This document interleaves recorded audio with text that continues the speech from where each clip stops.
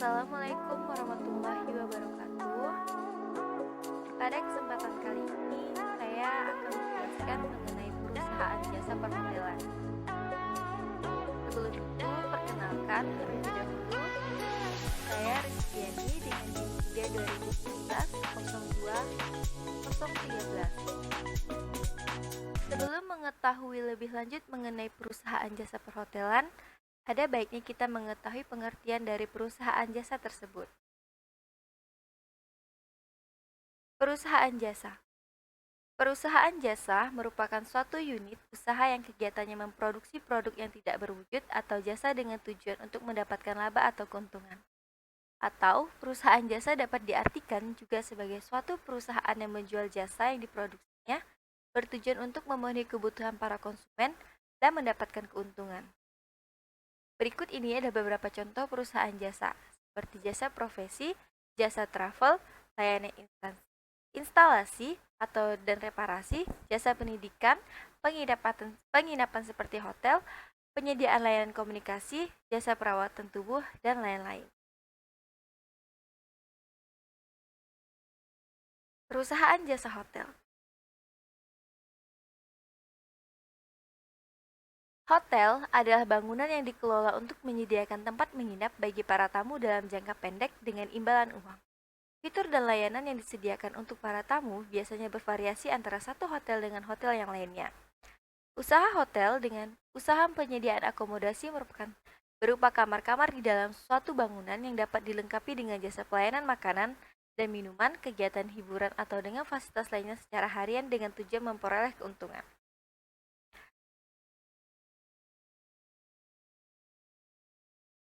Di dalam perusahaan jasa hotel tersebut, tentunya memiliki siklus akuntansi yang berada di dalamnya, yaitu seperti siklus keuangan. Siklus keuangan, usaha apapun yang menyediakan jasa atau menjual produk pastinya memiliki siklus akuntansi. Akuntansi adalah bagaimana sebuah usaha atau perusahaannya melacak keuangannya. Walaupun perusahaan jasa dan barang menawarkan berbagai macam barang ke konsumen, keduanya wajib mengikuti sebuah prinsip akuntansi, yang berarti bahwa persamaan akuntansi aset sama dengan liabilitas ditambah ekuitas berlaku kepada perusahaan tersebut. Akan tetapi, jenis barang dan jasa yang disediakan mempengaruhi bagaimana perusahaan menjalankan roda keuangan untuk biaya operasional dan pemasukan. Berikut adalah merupakan siklus keuangan, yang mana terdapat 3 bagian, yaitu resepsionis, bagian keuangan, dan manajer. Di sini resepsionis memulai dan mengumpulkan bukti transaksi, lalu bukti transaksi tersebut dikirim ke bagian keuangan, lalu bagian keuangan mengolah bukti transaksi tersebut menjadi pembukuan, jurnal umum, neraca saldo, kertas kerja, analisis dan pembuatan AJP, neraca saldo disesuaikan, pembuatan laporan, dan laporan keuangan. Lalu bagian keuangan setelah membuat laporan keuangan, mengirim laporan keuangan kepada manajer. Lalu setelah itu, manajer menerima laporan keuangan dan memeriksa dan memberikan persetujuan kepada laporan yang telah dibuat oleh bagian keuangan. Jika manajer tidak menyetujui laporan keuangan tersebut, maka manajer memberikannya kembali kepada bagian keuangan untuk dianalisis kembali. Dan jika pemeriksaan dan persetujuan laporan disetujui, maka pembuatan laporan penutup akan terjadi dan laporan penutup dan berakhir. Untuk selanjutnya, siklus pemesanan kamar pada hotel. Reservasi adalah satu section yang ada di front office department yang bertugas menangani pemesanan kamar dilakukan calon tamu di suatu hotel. Pemesanan kamar yang dilakukan oleh tamu terkadang bisa berasal dari berbagai sumber dan media reservasi. Reservasi itu berasal dari perusahaan penyediaan perjalanan atau bisa tamu sendiri yang mengunjungi situs hotel untuk melakukan pemesanan kamar. Namun, para calon tamu cenderung untuk menggunakan media reservasi yang praktis dan tidak memakan banyak waktu, seperti jasa travel agent untuk pemesanan kamar. Dalam proses pemesanan kamar tersebut memerlukan sebuah media pemesanan kamar yang memperlancar proses reservasi tersebut. Media reservasi adalah alat, metode, atau cara yang digunakan seorang dalam melakukan pemesanan kamar atau proses pemesanan kamar. Adapun siklus pemesanan kamar sebagai berikut.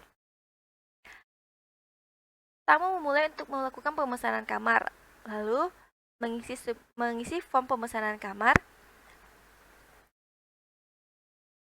Form pemesanan kamar akan dicek oleh resepsionis apakah kamar tersebut ada atau tidak. Lalu, tamu mengisikan penginputan data tamu, pengisian form pemesanan setelah diisi, lalu dikembalikan kepada resepsionis. Form pemesanan setelah diisi, lalu resepsionis melakukan penghitungan biaya,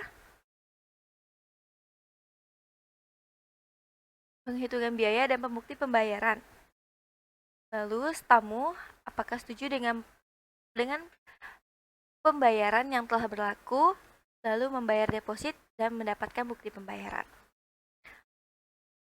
Di sini terdapat jika resepsionis mengecek kamar, lalu kamar tersebut tidak ada, maka transaksi yang terjadi berakhir. Jika ada kamar, akan dilanjutkan menuju form pemesanan kamar. Untuk selanjutnya, yaitu siklus pembatalan pesanan. Pembatalan pemesanan kamar hotel pada menit terakhir yang menjadi tren dalam beberapa tahun terakhir merupakan momok bagi pelaku usaha perhotelan. Pembatalan itu tidak saja berpotensi menurunkan pendapatan industri jasa tersebut, namun juga mengganggu manajemen keuangan sektor usaha tersebut.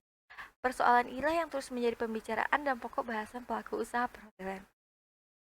Munculnya pembatalan pemesanan pada menit-menit terakhir merupakan fenomena yang muncul akibat kian berkembangnya teknologi digital.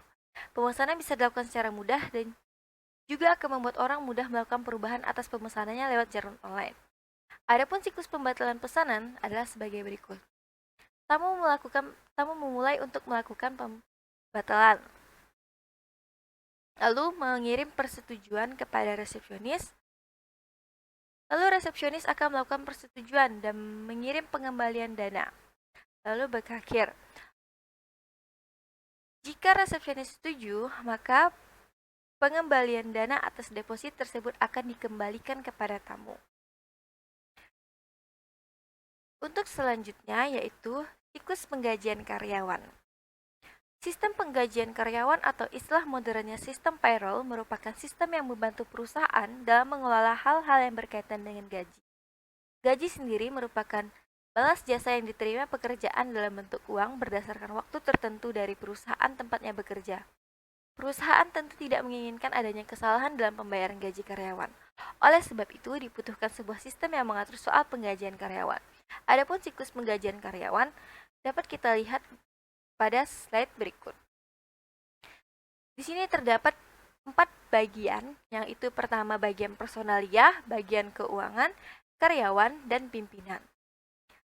Bagian personalia memulai untuk melakukan penggajian karyawan dengan membuat atau mencatat daftar hadir, lalu membuat daftar hadir, membuat daftar gaji, lalu daftar gaji tersebut dikirim ke bagian keuangan. Bagian keuangan akan mendapat daftar gaji dan daftar hadir dari bagian personalia. Lalu bagian keuangan akan memeriksa daftar gaji berdasarkan daftar hadir. Daftar gaji setelah diperiksa, lalu membuat slip upah dan slip upah tersebut dikirim kepada karyawan. Setelah slip upah tersebut dikirim, bagian keuangan membuat laporan penggajian karyawan, lalu laporan penggajian karyawan tersebut dikirim kepada pimpinan. Selanjutnya, karyawan akan menerima slip upah dari bagian keuangan, lalu proses akan berakhir. Dan pimpinan akan menerima laporan penggajian karyawan dan berakhir. Untuk selanjutnya yaitu siklus sumber daya manusia. Sumber daya manusia ini adalah merupakan sebuah komponen penting yang berfungsi untuk menggerakkan kegiatan produksi pada sebuah perusahaan ataupun yang lainnya. Lalu, fungsi manajemen sumber daya manusia dalam sebuah perusahaan adalah terfokus pada kegiatan rekrutmen, pengelolaan administrasi, dan juga pengarahan karyawan. Siklus sumber daya manusia dapat kita lihat pada tabel berikut. Di sini terdapat 3 bagian, yaitu bagian personalia, direksi, dan karyawan itu tersendiri. Bagian personalia memulai untuk membuat jadwal penilaian, lalu jadwal penilaian tersebut jadi, lalu membuat form penilaian kinerja. Setelah itu, form penilaian kerja dikirimkan kepada bagian direksi untuk dilakukan penilaian kinerja terhadap karyawan tersebut. Sembari menunggu bagian direksi untuk melakukan penilaian kinerja karyawan, bagian personalia menunggu hasil dari penilaian. Setelah bagian direksi menilai kinerja karyawan, hasil dari penilaian kinerja karyawan tersebut dikirim kepada bagian personalia kembali untuk dibuatkan laporan keputusan kontrak. Apakah karyawan tersebut lulus atau tidak? Jika karyawan tersebut lulus, maka kontrak dari karyawan tersebut akan diperpanjang dan proses berakhir. Jika karyawan tersebut tidak lulus, maka kontrak tidak diperpanjang dan siklus dari sumber daya manusia tersebut berakhir.